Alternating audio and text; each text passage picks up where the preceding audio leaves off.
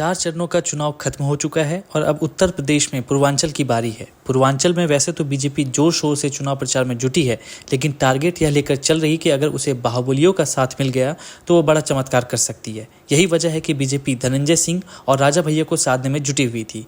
खबर है कि केंद्रीय मंत्री संजीव बालियान और कौशाम्बी से बीजेपी सांसद विनोद सोनकर ने कोंडा के विधायक राजा भैया से उनके घर जाकर मुलाकात की है। राजा भैया से मुलाकात कर कौशाम्बी सीट पर बीजेपी के लिए समर्थन मांगा है। दोनों नेता काफी देर तक राजा भैया की कुंडा कोठी पर मौजूद रहे। इससे पहले राजा भैया की अमित शाह से मुलाकात हो चुकी है, जिसके बाद से ही कयासों का बाजार गर्म था कि राजा भैया बीजेपी के समर्थन का ऐलान कर सकते हैं।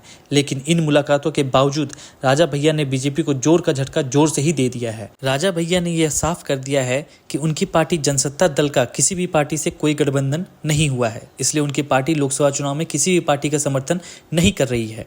कार्यकर्ता सम्मेलन का हवाला देते हुए राजा भैया ने अपने समर्थकों और पार्टी के कार्यकर्ताओं को पार्टी के बंधनों से मुक्त करते हुए स्वच्छंद होकर अपनी पसंद के उम्मीदवार को मतदान करने की सलाह दी है। कार्यकर्ताओं और समर्थकों को साफ साफ बोल दिया है कि जो ठीक लगे वो फैसला ले सकते हैं। अब सवाल केंद्रीय मंत्री संजीव बालियान और बीजेपी सांसद विनोद सोनकर से मुलाकात का भी था, तो राजा भैया ने बड़े ही साफगोई से यह कहते हुए पल्ला झाड़ लिया कि उनसे पारिवारिक संबंध है और इसी लिहाज से मुलाकात हुई। दरअसल कौशाम्बी लोकसभा को लेकर कार्यकर्ता असमंजस की स्थिति में थे। वहीं गृह मंत्री अमित शाह के हीरागंज आने से पहले तक अटकलें लग रही थी कि राजा भैया मंच शेयर करेंगे और बीजेपी उम्मीदवार विनोद सोनकर का समर्थन करेंगे, लेकिन ना तो अमित शाह के मंच पर गए और ना तो समर्थन का ऐलान किया। मंगलवार को राजा भैया के द्वारा किसी को भी समर्थन न देने का ऐलान करने के बाद बीती रात प्रतापगढ़ से समाजवादी पार्टी के प्रत्याशी एसपी सिंह पटेल राजा भैया से मिलने पहुंचे थे। जानकारी के मुताबिक एसपी पटेल ने राजा भैया से मुलाकात कर उनसे समर्थन मांगा है। ऐसे में कयास लगाए जा रहे हैं कि क्या राजा भैया का मूड बदल सकता है। सूत्रों की माने तो सपा के लिए राजा भैया की पार्टी का रुख नरम है।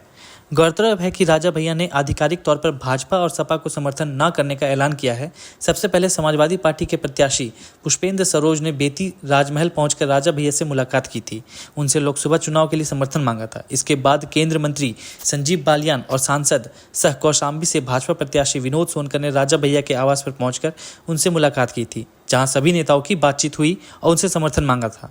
लेकिन इन सभी को दरकिनार कर राजा भैया ने किसी भी पार्टी को समर्थन देने से इनकार कर दिया था। रघुराज प्रताप सिंह उर्फ राजा भैया ने जनसत्ता दल लोकतांत्रिक का गठन साल 2018 में किया था, जिसके बाद पार्टी ने 2019 के लोकसभा चुनाव में पहली बार 2 सीटों पर प्रत्याशी उतारे थे। राजा भैया ने पूर्व सांसद अक्षय प्रताप सिंह गोपाल जी को प्रतापगढ़ से और कौशाम्बी सीट से पूर्व सांसद शैलेंद्र कुमार को उतारा था। हालांकि अक्षय प्रताप चौथे और शैलेंद्र कुमार तीसरे स्थान पर रहे थे। इसके बाद 2022 के विधानसभा चुनाव में पार्टी ने 24 सीटों पर उम्मीदवार उतारे थे, जिनमें कुंडा और बाबागंज सीट पर पार्टी को जीत मिली थी। और आप हमसे जुड़े रहने के लिए सब्सक्राइब करें यूट्यूब पर, फॉलो करें ट्विटर पर और लाइक करें फेसबुक पर। और ज्यादा जानकारी के लिए आपको टाइप करना होगा सिर्फ न्यूज़ नशा।